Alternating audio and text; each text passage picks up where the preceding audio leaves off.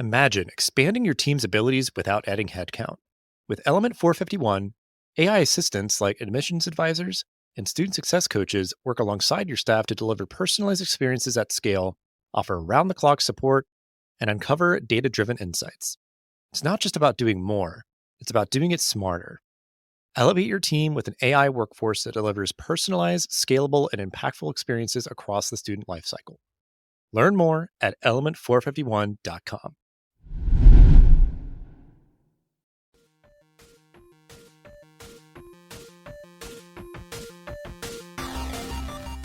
Welcome to the Higher Ed Geek Podcast, where we explore the impact of EdTech on the student experience with engaging, fun, and relevant conversations that honor the wide range of work happening all across the higher ed ecosystem. I'm your host, Dustin Ramsdell. I've been working in and around higher ed for the past decade, focused on student support and digital experience. Join me every week for discussions with some of the best minds in education technology. We'll be bringing you their perspectives on how digital transformation is reshaping the way we recruit, engage, and graduate learners.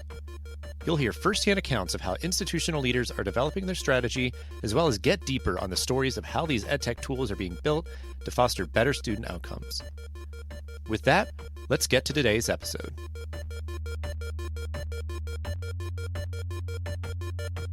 Hello there, everyone, and welcome to this episode of the Higher Ed Geek Podcast, episode number 293 with Amy Swank from the University of Oregon. This is another conversation that came about from the recent Campus ESP Summit.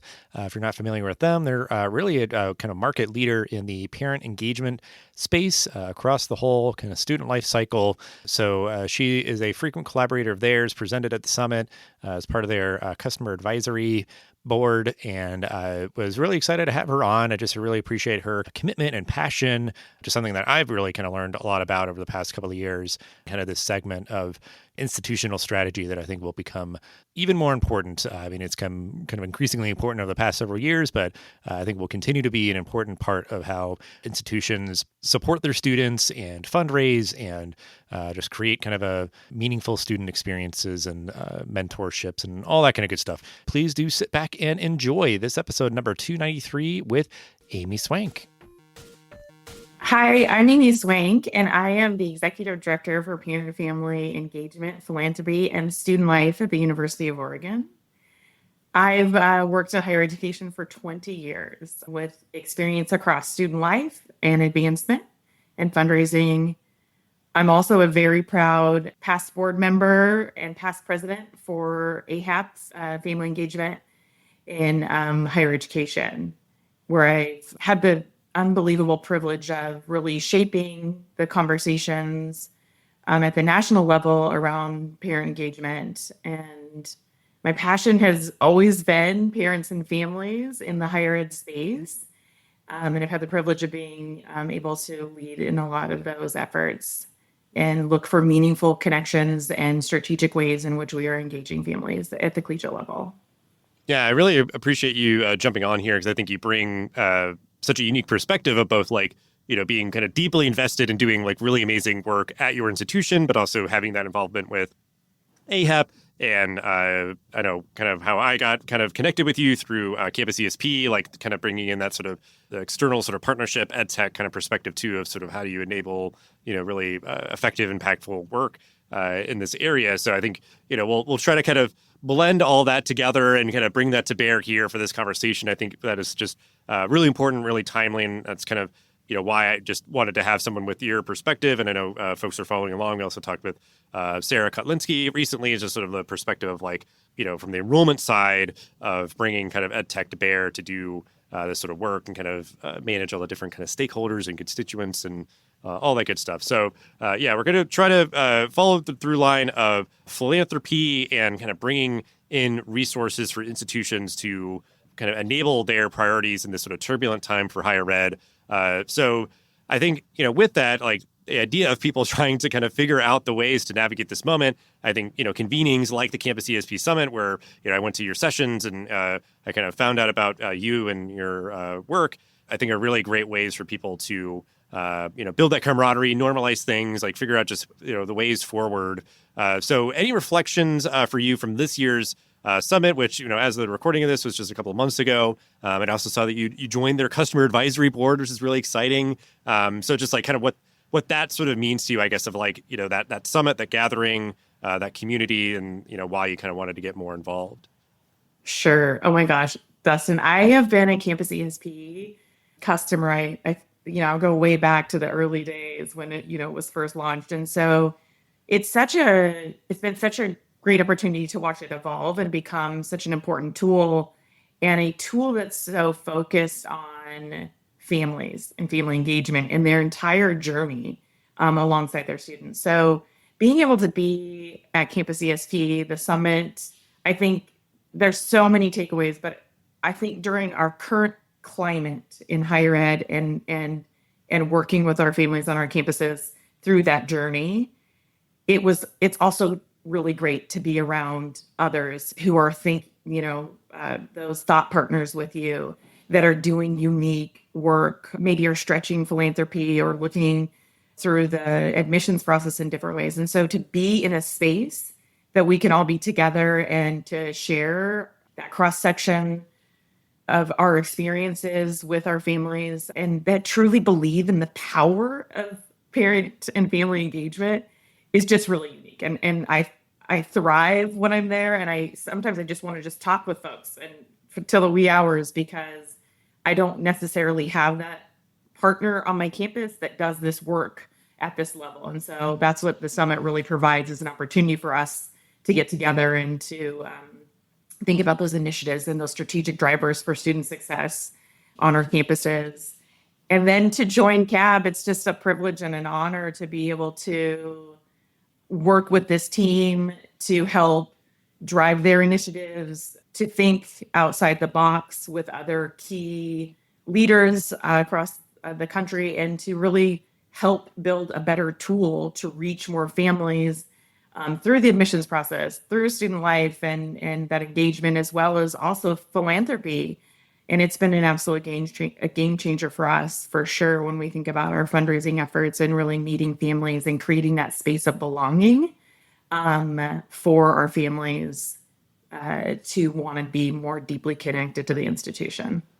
Yeah, and I think that's what just is always refreshing. I think of, one, like companies making those sort of efforts to like bring customers together for an advisory board, because it's like you're probably gonna hear a lot of praise, and those are maybe some of these power users or folks that have been with you for a while and love the platform, but they're also hopefully going to be given opportunities to provide like critical feedback and just being like, okay, well, we had troubles with this, and so maybe you just need to be acknowledging that and make these sort of improvements and adjustments of whether it's pieces of platform like functionally or those ways you onboard people or whatever, like all those sort of things. I think it's just such an effective sort of mechanism to keep elevating the work of like higher ed tech and how those technology companies work with institutions and work better with them. And so appreciate you kind of giving your time and all that to that, and just that kind of deep respect for the really positive place that ed tech can provide and be, and a good partner to higher institutions. And even in this work where it's it is all this sort of like squishy stuff, like you're saying, of sort of like it's community, it's belonging, it's sort of like people feeling comfortable and confident, and like you're taking care of my child and all these sort of things. Like it's really emotional stuff, and like I think that's always just something I think we have to always kind of remind ourselves is like for these students and their family, and so much like this is a emotional journey, and we need to kind of do our due diligence to do all that we can to be transparent and share information, answer questions, and all that kind of good stuff. So I think there's a lot there, a lot of that sort of like communication piece, but certainly in this moment in particular, I think we're seeing sort of even more so on that philanthropy piece of like, okay, we need to find avenues to kind of gather our resources to keep moving forward as an institution and kind of adapting, evolving. So I think there's a lot here. We'll probably spend some time to kind of get into all the details of this part of our kind of conversation here with this question. But how do you see parents and families as enablers of student success? I think this is the best part about the work I do, this front row to watching how our families really can impact an institution and change the experience for all students, not just their own. And what I think we're seeing on our campuses is Private dollars and fundraising are becoming increasingly more important, and our families are arriving on our campus with their student. They've been very involved with their student prior to stepping on a college campus. They've been fundraising for club sports or music and dance, whatever their students involved in. So giving back or being a part of the culture of giving has been something that these families have come accustomed to because private dollars are so needed in all of these spaces, and the way they parent their involvement. And like I said, they're arriving on a college campus with their student. Well, they're not moving them into a dining hall or like moving them into a residential hall or providing a dining meal plan. They are coming with their student, and with that is an opportunity for institutions to be able to connect them more deeply, to use tools like Campus ESP to provide information. Our families are looking for transparent communication, inclusive events, personal outreach. They want to be just as much a part of our community as their student because they're invested as parents and families in ways we've never seen before generationally. And if you do it well, you can take that engagement, that healthy relationship that you've created through your events and your newsletters, and you can turn that into impact and mentors and hiring our students at their companies and organizations and connecting their communities to our community. And that is a really powerful movement that I have been able to watch transpire over my time in this work. And I've always said, guide from the side. If our parents are guiding from the side and we've created those healthy opportunities to engage, then they turn into advocates, donors, partners, mentors. And I just think it reinforces the message we're sharing with their students, or we're creating those experiences for their students. We're also doing that for them. And in turn, you've expanded and your impact is much larger. Yeah, and I guess the one thing I'm curious about, because I think, like you're saying, there's some dynamics here of just sort of like, cultural kind of things with like generations, parenting certain ways. They've been highly involved for years through their like K through 12 experience or, stuff like that. And then my assumption would be that some people would probably think like, you have like the helicopter parents, like they care a lot about their student. But I think with like what you're doing, like, you're working on the institutional level and everything for like fundraising or whatever else, like that idea that they maybe can recognize like, well, if we all maybe chip in a little bit or whatever else, like, to the institution, it benefits my student, but it benefits all students. Like, I'm not going to be super selfish of being like, I'm going to kind of drown my student in all these resources, whether they need them or not, or whatever, just to like give myself the reassurance. It's like, well, why don't you maybe like come at that from a different way where like, yeah, your student could get, access to this resource as well as everybody else if we all kind of like chip in. Like, so I'm just curious, I guess, like with what you're doing here of like, you're leveraging parents and families as enablers of student success. That sort of dynamic, I guess, of like, is that something that maybe you have to overcome? Or because I'm just wondering if that is sort of like at play of like, sometimes parents are going to be like, okay, I'll do anything for my student, but why would I like donate to the institution or whatever else? Like, are those sort of things like things that you sort of confront now or at any time in the past? It's just sort of something I'm curious about. Absolutely. I think it's a great question. I think that that's where our tools like Campus ESP, the newsletter, normalizing giving is a part of our culture at the university, and normalizing that generosity amongst our families is important. And a couple things that I think are important to share. Our families want their degree value and their student to be hired post graduation. They want them off the parent payroll, right? And by doing so, if they're investing in the institution and they're investing in the college or unit or club sports or Greek life, whatever that they are passionate about and philanthropic about, yes, they are making the experience better for their student, but they also recognize that they're making it better for everyone. And it ultimately, the better the institution is in all experiences and rankings and all that come into play, the better their students' degree value, their ability to be hired, the opportunity to network. I share with families this important note that they may not be able to hire their student at their company, but they could hire another student. And wouldn't they also want that to be reciprocated from another organization for their student?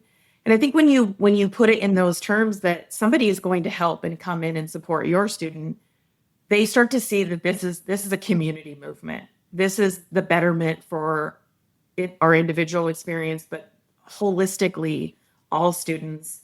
And I think that that's really powerful, and our families understand that. And I feel the conversations are more positive than negative. Of course, I think philanthropy is not for everyone, but I think most families understand the importance that there are only so many state dollars. There's only so much scholarship money. $5 or $5 million. How can they contribute to that? And we really place a lot of value in this work on all sizes of donations and all sorts of impact. And we really want to just plug those families in where they most see their passion and their impact come to life. Yeah, I appreciate kind of the examples there of like just, you saying that like you do have to kind of model the way a bit or kind of normalize, because I think like the sort of, humorous way of thinking about this is that like some people would be like, well, I'm not going to be the chump and be the guy that's like donating or whatever. It's like, nope, everybody's doing it. Everybody's chipping in to the level that they feel comfortable with, to the priorities that they, whatever. Like, 'cause, like that's the idea of like, oh, I'm just like doing this and it's sort of going into a void. Who knows what happens with it? And like my donation is not going to make a difference or whatever else. Like just knowing that it's like, it's a team effort, it's sort of a cultural thing that you're, doing all this. And I do just really like the way that you framed it too, of like, hopefully like, you can express sort of the generosity that you would hope someone else would provide to your student, whatever, like that idea of like even those sort of pieces of like, like whether it's, donating to a particular resource that students can take advantage of, or, like sort of prestige and ranking and like those sort of things are just sort of for, job prospects or whatever else. And all those sort of things, like I think it is very multifaceted. So I think that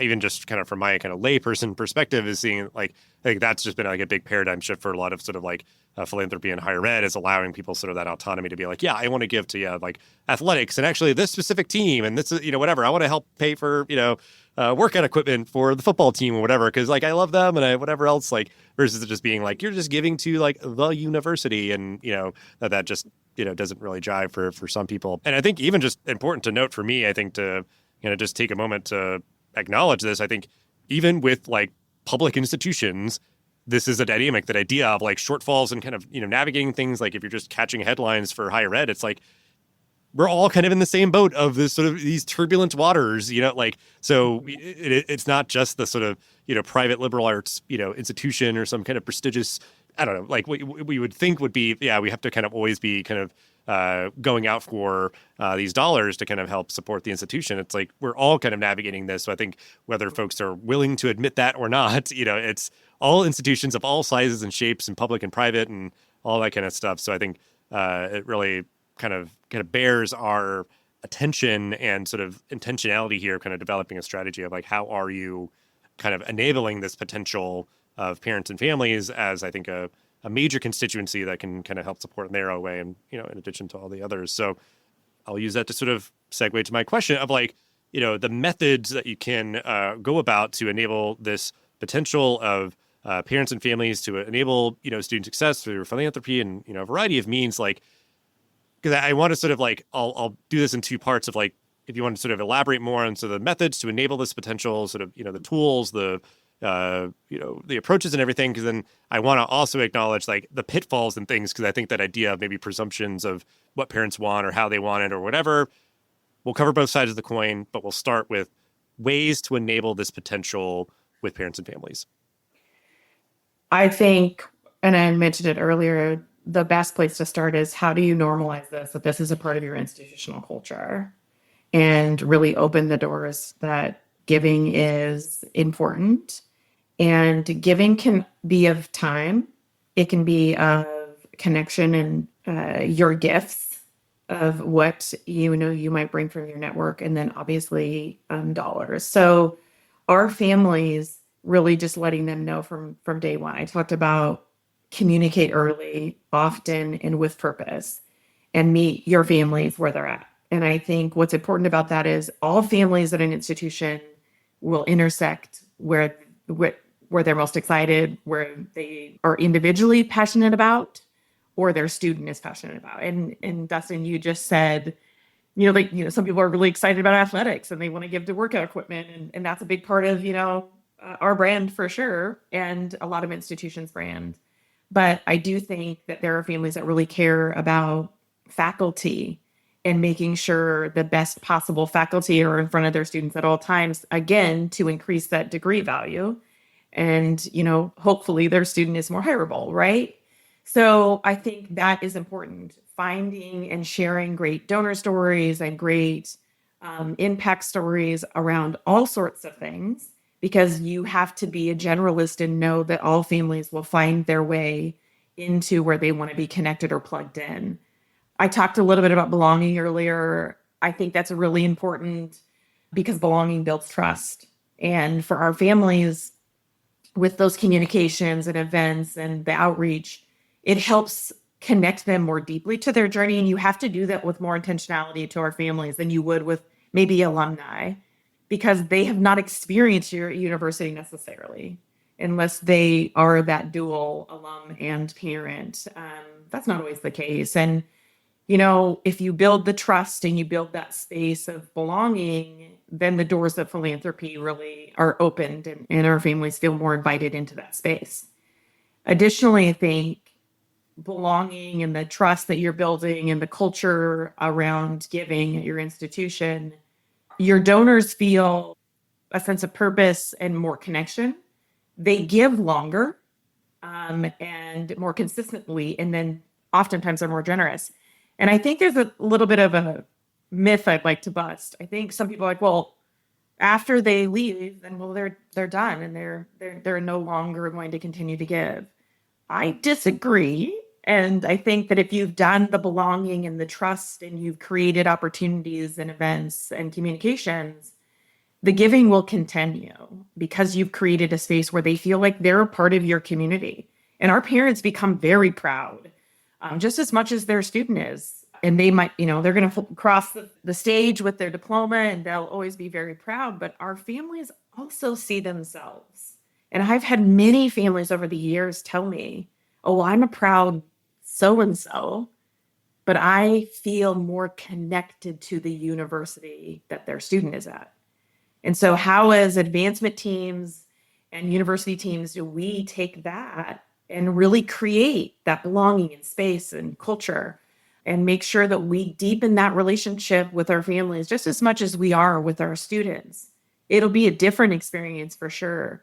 But if you do that well, and from my experience, your families will be very generous of their time, talent, and treasures. And I think that's important. And I think another thing that I would say is our families want a highly personalized experience, which is why Campus ESP has been so important to me as a user, because they help me personalize those messages and that outreach and share the donor impact. And so I think that having that personal touch is really vital to the current parents that are arriving on our campuses right now. Yeah, I think that's such a powerful thing. Just kind of addressing that like pitfall of being like, okay, don't just like totally ghost these parents after like, well, your students graduated, so I'm sure you're done and whatever. And it's like, nope, like you need to kind of keep in touch, because I think, yeah, you'd be sort of just dropping off a cliff into like this potential that's out there of just sort of like, letting it sort of like fall and go away. And it's sort of, I think, it can be obviously very tough if you like don't keep in touch for, a long period of time and just being like, oh, hey, we're whatever. So it's like keeping consistent and that frequency and all of that. And I think that's such a great kind of thing to highlight of like, if you do right by these parents for the time that you are taking care of their child and, they get great value out of it. It's like, yeah, you could, keep in touch and keep giving them kind of opportunities to give back in, whatever shape and form is sort of preferable to them. And I think one kind of clarification, because you're sort of acknowledging this sort of like personalization piece and some of that of like, my mind was going of like modality here, because I think, I'm sure email is going to be very heavily used by a lot of teams. And then, how maybe social or texting or, a lot of institutions do like parents and family weekends and stuff, and like how you kind of really embrace all of them to give opportunities for people to, cultivate that sense of belonging, have opportunities to give, to see the impact of their giving and those sort of things. So can you maybe like talk about how you, with all of the sort of tools in your tool belt, like how you sort of bring those to bear to enable this potential and maybe try to avoid the pitfalls of like, because again, people are going to be like, well, I don't want to hear from you that way. I want to hear from you this way, this often, or whatever. Like, how does that sort of like come into the mix here? No, I think that's super important. And I do think that it's important to note that you can't assume that families will know how to support the institution. You can't make assumptions that they will know that philanthropy or volunteering or advocating for an institution is important. So that goes back to the guide from the side. How do you guide our families through your newsletters, through your social media, even events and opportunities for them to deepen their connection on campus? How do you educate them on how to be a collegiate parent? And that is very, I want to say, avoiding like that one size fits all approach too. An institution like mine is very different, even from another large public. And so even if they even went to college themselves, you can't assume that they're going to come in and know what that means for your specific institution. So again, customizing those newsletters to be able to create that culture of understanding and education of what it means to give, what it means to be involved. What does it mean to be a collegiate parent at said institution? And so I think that happens through all ways. And I think our families on our campus do prefer email. Many of them are preferring text. I think social media is important as well, although I do think our families are still expecting a direct communication line that is more personalized. It talks about their student. It talks about maybe their college or unit. If it's a student org or club that's maybe doing the fundraising, being able to talk about their student that's involved in that student club and org. And then it's highly personalized. And I think that you can do that through email.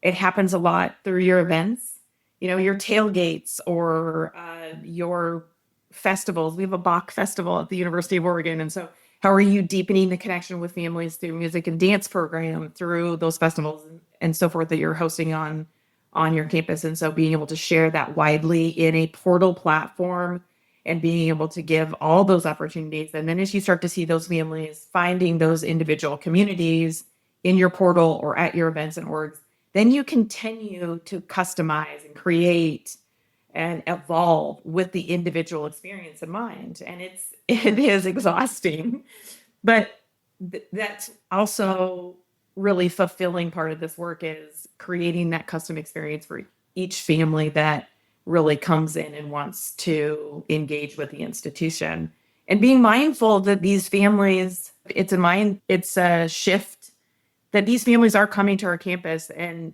we're not going to put up our hands and say, no, thank you. We are really inviting them in, and then even more so inviting them into more of a specialized or created event or opportunity so that they can feel more deeply connected to the institution.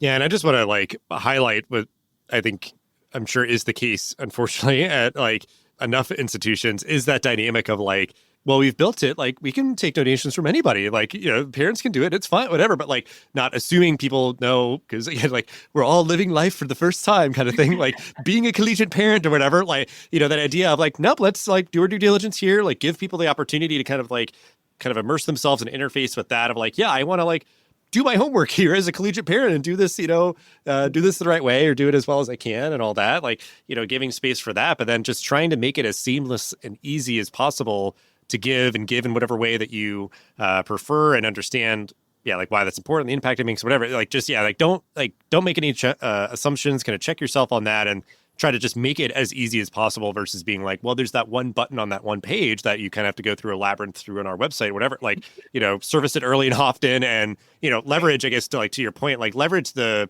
tools in your tool belt and all the different platforms to kind of, spread your message and share your stories in the way that they, can be most effective of like, hopefully like through social, piping people in to hopefully engage in the portal or join it if they haven't, sign up for the newsletters, whatever. So then you can start to like segment through kind of their behaviors, what they're doing and all that to be like, okay, it seems like you care a lot about this. We're going to make sure to kind of keep you updated on that. Your students involved in these things. We're going to, kind of tag that on you to be able to kind of, segment our outreach that way and, allow for, I know sometimes like just kind of opting in or sort of preferential sort of setup of being like, like send me all the emails you want or whatever, I'm going to kind of opt into all that, or being like, feel free to send me text. Some people are going to be like, please don't, I don't want that at all. So like, it's just some of those simple things, but yeah, even that like kind of laborious effort being worth it of like really getting that kind of segmentation down to as much detail as you are kind of willing and able to do, because yeah, like that will kind of follow their lead of, what their behaviors are telling you about what they presumably would care a lot about to get involved with, give their time, talent, and treasure, all those sort of things. So I think those are really good, kind of what are the enablers here, the kind of pitfalls to avoid, and all that sort of stuff. So I will give you the chance, though, as we always do, kind of to have the final word here to kind of wrap everything together, just sort of other kind of words of wisdom, of guidance, advice that you would give to other higher ed leaders who are navigating this kind of turbulent moment right now from wherever their vantage point might be, whether it is parent, family engagement, philanthropy, student life, all those sort of things. But like, I think you're in, again, just such a unique position. I'm curious kind of advice that you would give to other folks right now. Oh, such a good question. I could probably talk about this just for like an hour, but honestly, I think there's a theme, a thread here that I think is important in this moment in time. And really, I think with families always, we can't afford to overlook the most invested stakeholders, which are families. And I think that I've seen it play out in two ways. Some institutions have thought of families as an add-on or an afterthought. It's not with intent. And I think my advice would be family engagement has to be a strategic function and not an afterthought, not hospitality. It has to be the center to be successful. And our students are relying on their families through K through 12, and that doesn't end the moment they cross the threshold of your institution. And so how do you integrate that into student life? How do you integrate that into enrollment? How do you integrate it into advancement and lifelong giving and connection to your institution?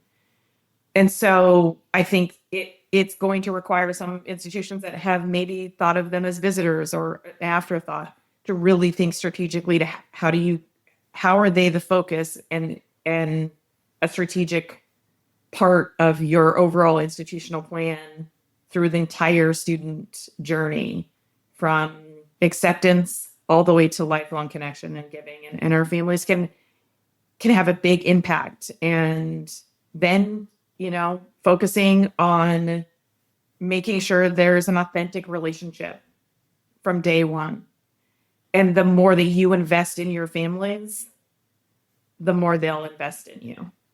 That is well said. Because I think, that idea too of like, with what you're saying of like kind of the strategic alignment of parents as partners and everything, like, because I think a lot of institutions that would just be lumped into this sort of like other, like there's a lot of different, there's people that are like, so the town and gown of it all, and all these other people are so like, yes, of course, we care about them. We want to like nurture and cultivate, authentic, positive, impactful relationship with them. But like, it's like you kind of need to like move them into their own slice of the pie and be like, we are, having that be kind of dedicated time and effort and resources. Certainly, like you're a great example of that, of like your role and your title are very explicitly showcasing like we are fully embracing this. And there's a fair share of other institutions that do that. But I think trying to continue to give that the focus and care and respect that it deserves, because I think, just this moment kind of demands it. And, there's certainly there's a lot of ways to do this. And I think just folks making kind of themselves available and open to this, because I feel like I even kind of had my eyes open to this world a few years ago, kind of through kind of the podcast and people that I've talked to, where I'm just like, oh my gosh, like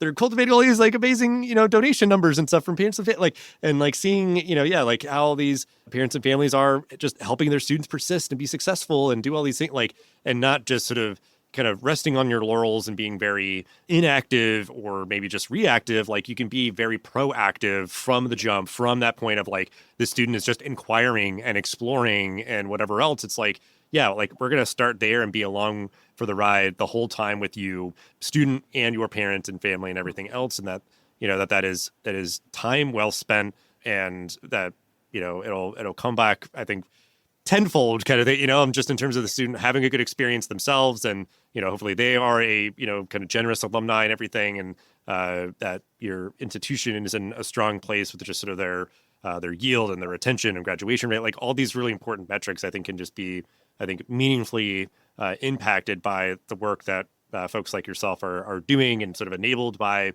great kind of digital platforms and everything. So I just love this topic because I think it is just sort of like scratching an itch of what feels like sort of like a fertile ground to be kind of farmed and harvested from for institutions that I think, as we've kind of said, I'm imagining are really trying to explore the ways that they can kind of right size and adjust their strategy to enable the potential of kind of all their various stakeholders and everything. So just really appreciate you, all the work that you do, and you giving your time for this podcast here. Just highly encourage folks to connect with you to be able to see, the things that you kind of share out, the great work that you're doing at University of Oregon.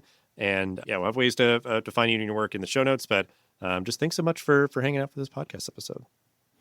Dustin, thank you so much. And thank you for also putting families at the center of higher ed and giving us all a great reminder that they can be such great partners if we just find a way and a solution for them to be a part of it. Thanks for listening to the Higher Ed Geek podcast. This show is a proud member of the Enrollify Network, home to Higher Ed's largest collection of podcasts. Enrollify is where higher ed goes to grow, so be sure to check out our other podcasts, webinars, video clips, blogs, and more. Visit enrollify.org and subscribe for all the latest details and content drops directly in your inbox. Enrollify is brought to you by Element 451, the digital workforce platform for higher ed. Learn more at element451.com.